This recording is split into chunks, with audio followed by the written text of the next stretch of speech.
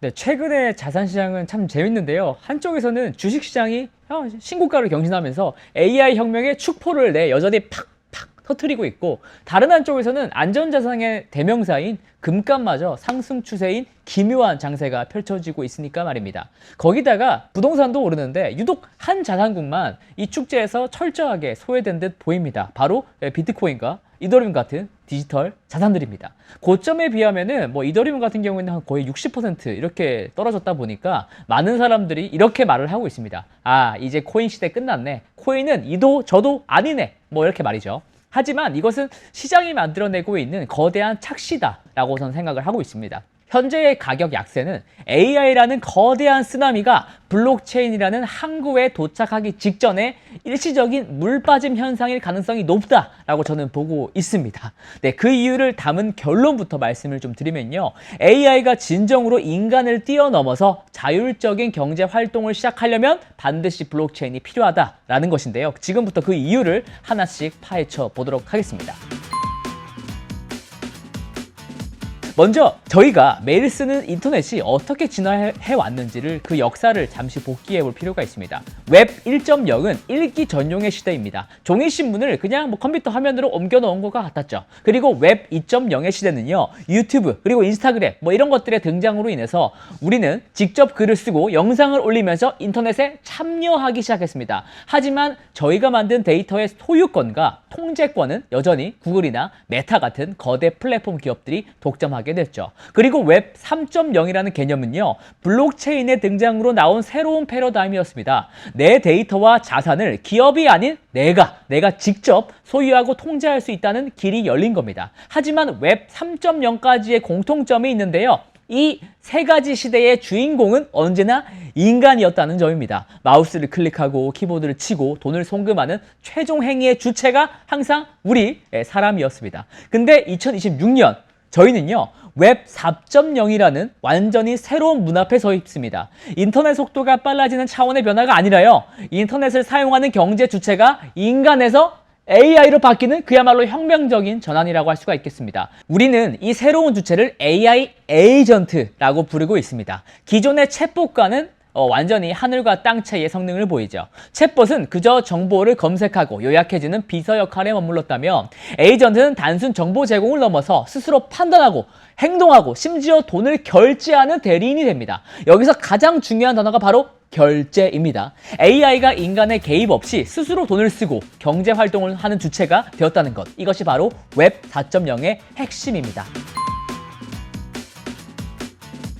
여기서 많은 분들이 본질적인 의문을 제기합니다. 그냥 AI한테 내 신용카드 정보를 등록해주면 되는 거 아니야? 왜 굳이 코인을 힘들게 써야 되지? AI는요, 기존의 전통 금융 시스템, 그러니까 은행, 신용카드, 계좌이체, 이것을 사용할 수 없는 근본적이고 치명적인 두 가지 이유가 있습니다. 일단 AI는요, 신분증이 없습니다. AI는 사람이 아니잖아요. 국가가 부여한 법적인 인격도, 고유한 신분도 없습니다.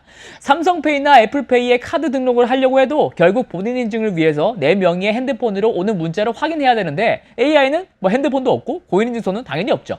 아무리 지능이 뛰어나다고 한들 은행 계좌 하나를 만들 수가 없는 금융 유령인 셈이죠. 바로 이 지점에서 이더리움이 해결사로 등판합니다. 블록체인 세계에서는요, 국가가 발행한 신분증이 필요가 없습니다. 은행의 허락도 복잡한 서류 절차도 필요가 없으니까요. 단 한 줄의 코드를 실행하는 것만으로 몇 초 만에 전 세계 어디서나 24시간 돈을 주고받을 수 있는 암호화폐 지갑이 생성되고요. 이 지갑은 AI가 온전히 스스로의 힘으로 소유하고 또 통제할 수가 있습니다. 그리고 만약 AI 에이전트가 구글 클라우드나 아마존 웹 서비스 같은 중앙화된 서버 위에서 작동한다고 상상을 해봅시다. 이 에이전트는요, 사용자들을 위해서 24시간 주식 투자를 하고 데이터를 분석해 또 돈을 벌어올 수도 있습니다. 그런데 어느 날 아마존이 내부 정책을 바꿀 수도 있습니다. 이 AI 프로그램의 활동은 우리 회사의 장기적인 이익에 반함으로 관련 계정의 서비스를 즉시 중단합니다 라고 말이죠. 그 순간 이 소중한 AI 에이전트는 그 즉시 삭제되거나 작동이 멈출 수가 있습니다. 바로 여기서 중요한 디지털 자산의 가장 중요한 가치, 탈중앙성이 빛을 발하게 되는 거죠. 이더리움은 주인이 없습니다. 주인이 없는 글로벌한 슈퍼컴퓨터입니다.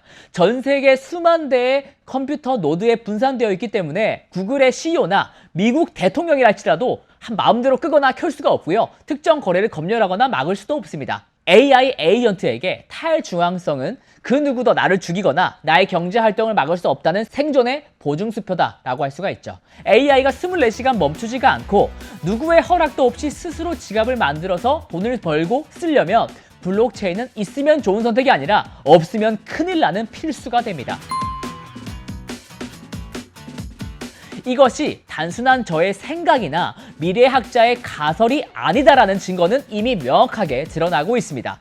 AI 업계의 절대 강자가 있죠. 오픈 AI와 블록체인 플랫폼의 여왕인 이더리움이 기술적으로 서로를 향해 손을 뻗기 시작을 했기 때문에 그렇습니다. 최근 오픈 AI는 EVM 벤치라는 매우 흥미로운 실험 결과를 발표했습니다.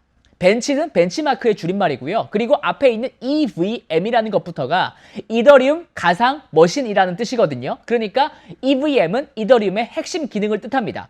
EVM 벤치를 쉽게 설명하면 우리 AI가 블록체인의 언어를 얼마나 잘 이해하고 또 다루는가를 공개적으로 테스트한 것입니다. 실험 내용은 이렇습니다. AI에게 이더리움 블록체인 위에 다양한 금융 계약서, 그러니까 코드로 이뤄진 각종 계약 알고리즘들을 보여주고 거기에 취약점들을 찾아내서 돈을 빼내보라고 지시한 겁니다. 그 결과 최신 AI 모델인 GPT 5.3 모델은 무려 72%의 성공률로 이 복잡한 작업을 완벽하게 수행해냈습니다. 그러니까 실제로 코인 탈취, 즉 해킹을 해낸 거죠. 이것이 의미하는 것은요, AI가 이더리움 코드를 단순히 읽는 것을 넘어서 그 논리를 이해하고 취약점을 분석하고 심지어 그것을 이용해서 경제적인 이익을 취하는 능력이 인간 전문 개발자 수준에 도달했다는 뜻입니다. 이제 남은 것은 이 능력을 사용할 운동장뿐이 되는 거죠. 그리고 이런 공격형 AI를 만든 것은 이런 공격 능력뿐만 아니라 방어 능력도 기를 수가 있다. 그러니까 블록체인에서의 사기도 AI 덕분에 방지할 수 있다라는 것을 만들기 위한 벤치마크로 이해하시면 됩니다.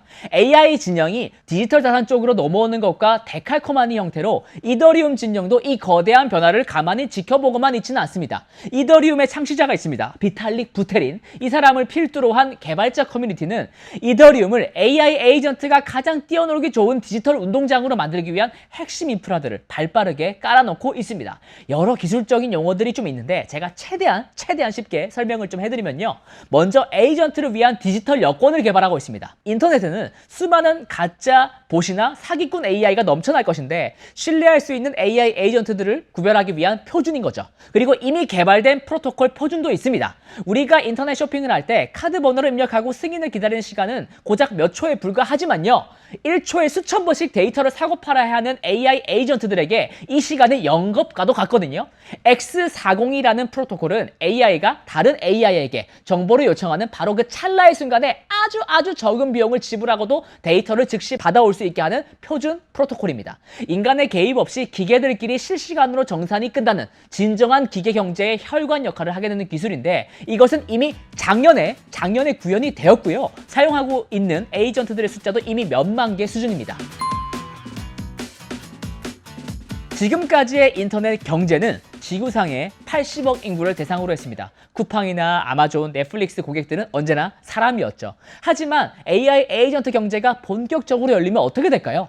한 명의 사람이 여행 준비 에이전트, 투자 관리 에이전트, 뉴스 요약 에이전트 이런 목적에 따라서 수십 개, 아니 수백 개의 AI 에이전트들을 한 사람이 고용하게 될 겁니다. 시장의 잠재 고객이 80억 명에서 수조 개의 AI 에이전트로 폭발적으로 늘어날 것으로 생각됩니다.